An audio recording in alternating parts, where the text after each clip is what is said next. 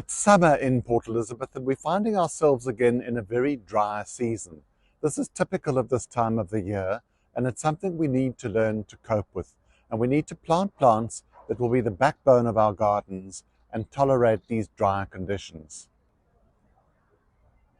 One of my favorites is Gqeberha. These butterflies in the wind are really drought hardy and will survive periods of drought and hardship. A very obvious solution is to go for a succulent garden, and this could include agaves, aloes, cacti and succulents. These are obviously built to tolerate dry conditions and if skillfully put together can create a very interesting drought-tolerant garden.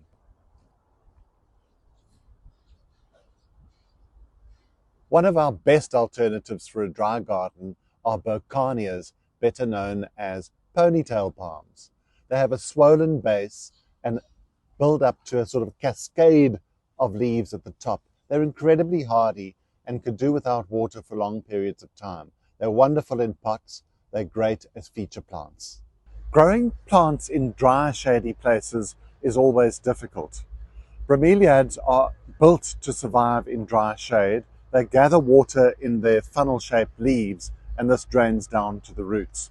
One of our best solutions for dry shade.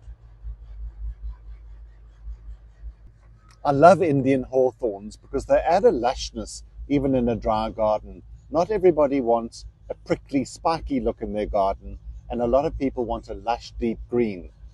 These Raphiolepis will do that for you. They'll give you a thick, dense bush, always green, always neat, and in spring they're absolutely enrobed in flowers, shades of pink or white. Such an iconically South African plant, the Strelitzia.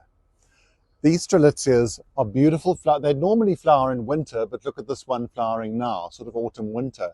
But look at this one, absolutely stunning. Wonderful in pots, a lovely texture plant in a bed. You can't go wrong. They store water in their fleshy roots and they're as tough as nails.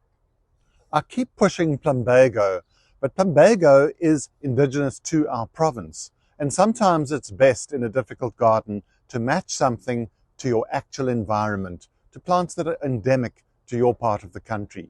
Plumbago can be used in pots, on banks, as hedges. It even climbs in a fashion if planted against a fence. Blue or white, it's an absolute joy in a summer garden. Customers have been reporting that their bougainvilleas have been flushing with masses of flowers this summer. Yes, they like a dry, hot summer, and bogues are a fantastic solution to add colour to your summer garden. Good old Gqeberha or wild garlic. This is a good option for dry places. A South African plant available in a variegated form or in the original green. They are terrific. They flower non-stop through the summer. You will need to do some tidying up if you don't like a wild look, but they are terrific and very, very hardy. You can divide them and spread them and they make wonderful borders. So if you're struggling with your garden this summer and you're battling to keep everything going in this dry spell, pop on over to Floradale and we'll show you how.